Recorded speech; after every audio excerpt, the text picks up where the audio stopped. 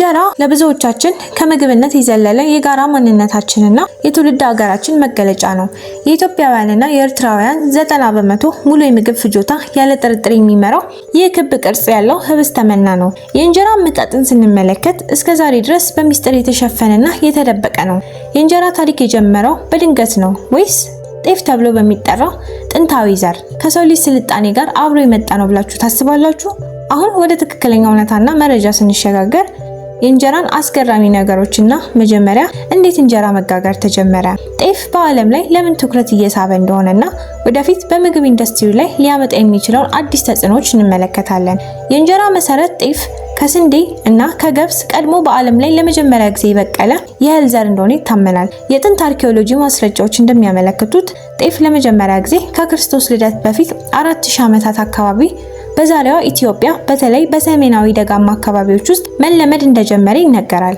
ይህ ታሪክ የሚያሳየው ጤፍ በድንገት ወይም በአጋጣሚ ሳይሆን በዘመናቸው የነበሩ የመጀመሪያዎቹ የሰው ልጆች በከፍተኛ ጥበብና በትውልድ ልምድ ተጠቅመው ሆን ተብሎ እንዲለማ ያደረጉት።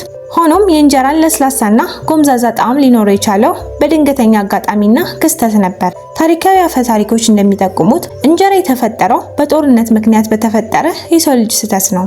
የመጀመሪያዎቹ ሰዎች ዳቦ ለመጋገር ያቦኩት የጤፍ ሊጥ ባልታሰበ የጦርነት ጥቃት ምክንያት ከሳምንት በላይ ሊጡ ሳይጋገር ተቀመጠ። ሰዎቹ ተመልሰው ሲመጡ ሊጡ ከመበላሸት ይልቅ በአካባቢው አየር ውስጥ ባለፈው ተፈጥሯዊ እርሾ በድንገት ጎምዛዛና ፈሳሽ ሆኖ አገኙት። ይህን የተለወጠ ሊጥ ለመጣል ከመወሰናቸው በፊት በመጠኑ ውሃ ጨምረው ለማብሰል ሞከሩ። ውጤቱም ለስላሳ፣ ቀዳዳ ያለውና ልዩ ጎምዛዛ ጣዕም ያለው ምግብ ሆነ። ይህ አጋጣሚ ኬሚካላዊ ለውጥ ነበረ እንግዲህ እንጀራን አስገራሚና ልዩ ያደረገው። ይህ ታሪካዊ ሂደት ዛሬ ዓለም ወደ ጤፍ እንድትዞር የጋበዛት ምክንያት ነው።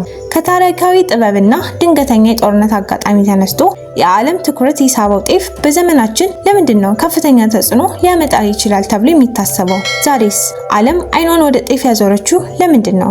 የጤፍ ሳይንሳዊ ጥቅም እጅግ አስደናቂ በመሆኑ ነው። ጤፍ ግሉተን ፍሪ በፍጹም ስላልያዘ በዓለም ላይ እየጨመረ የመጣውን የሲሊያክ በሽታ ወይንም ሲሊያክ ዲዚዝ ችግር ያለባቸውን ሰዎች ዋና አማራጭ ሆኗል።